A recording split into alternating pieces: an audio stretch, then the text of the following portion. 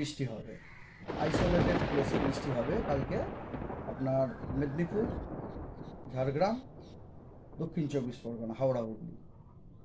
এবং পরশু দিন বৃষ্টিটা একটু স্প্রেড হবে নর্থের দিকে, আর সাউথের দিকে বৃষ্টিটা আপনার স্পেশিয়াল কভারেজটা একটু বেড়ে যাবে, ওটা হয়ে যাবে স্ক্যাটার্ড। আর তার ওপরটাই ইয়ে হবে তারপরের দিন, মানে আমি এটা বলে 14 তারিখে এরকম হবে, স্পেশিয়াল কভারেজটা বেড়ে যাবে আর কি। হ্যাঁ, মানে দুটো মেদিনীপুর, দুটো চব্বিশ পরগনা, কলকাতা, এগুলোতে আপনার স্ক্যাটার্ড হয়ে যাবে। তার উপরে যে কতগুলো জেলা আছে, মানে মোটামুটি দক্ষিণের যে জেলাগুলো আর কি, ওখানে আপনার আইসোলেটেড, অন্যান্য দক্ষিণের জেলাতে আইসোলেটেড হবে। তারপরের দিন 15 তারিখে আবার ওটা আপনার আজকের মানে 13 তারিখের মতো হয়ে যাবে, মানে দক্ষিণের ওই দুটো মেদিনীপুর, দুটো চব্বিশ পরগনা এবং এই কলকাতা, দুটো চব্বিশ পরগনা কলকাতাতে আপনার আইসোলেটেড রেনফল। তারপরে আর কোনো আবহাওয়া শুষ্ক। অর্থাৎ আগামী 3 দিন দক্ষিণবঙ্গ বৃষ্টি পাচ্ছে। হ্যাঁ হ্যাঁ, আপনার স্পেশিয়াল কভারেজ মে ভ্যালি।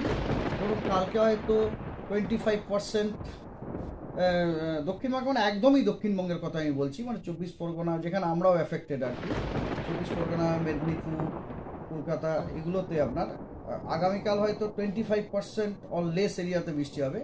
কিন্তু তারপরের দিন মানে 14 তারিখে কিন্তু 50%-এর মতো এরিয়াতে বৃষ্টি হতে পারে।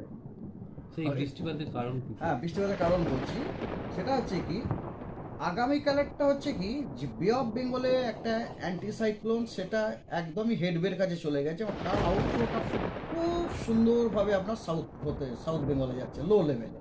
তারপরে লো লেভেলে একটা সুন্দর ময়েশ্চার ইনফ্লো হচ্ছে সাউথ বেঙ্গলে।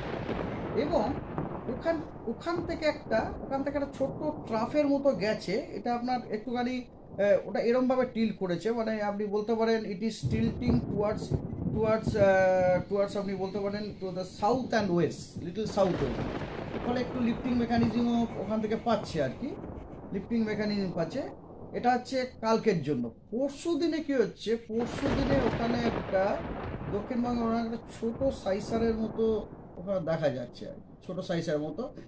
It is not exactly but দক্ষিণবঙ্গের দক্ষিণ পূর্ব বলতে পারেন আপনি, দক্ষিণ পূর্ব গাঙ্গেয় পশ্চিমবঙ্গের দক্ষিণ পূর্ব সাইডে আপনার ছোট্ট একটা সাইজের মতো, ওটা কিন্তু ওটা একটা লিফটিংয়ের কাজ করবে আর কি। As a result of which পরশু দিন আমরা রেনফল একটুখানি বেশি অ্যান্টিসিপেট করছি। পরশু দিনে কিন্তু দ্যাট মিনস তারপরের দিনে কিন্তু আমরা আর ওটাকে দেখতে পাচ্ছি না।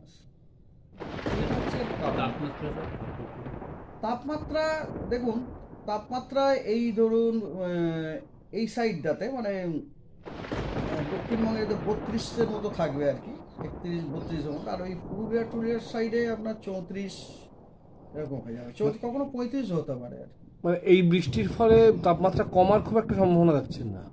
খুব একটা কমার সম্ভাবনা নয় আর কি।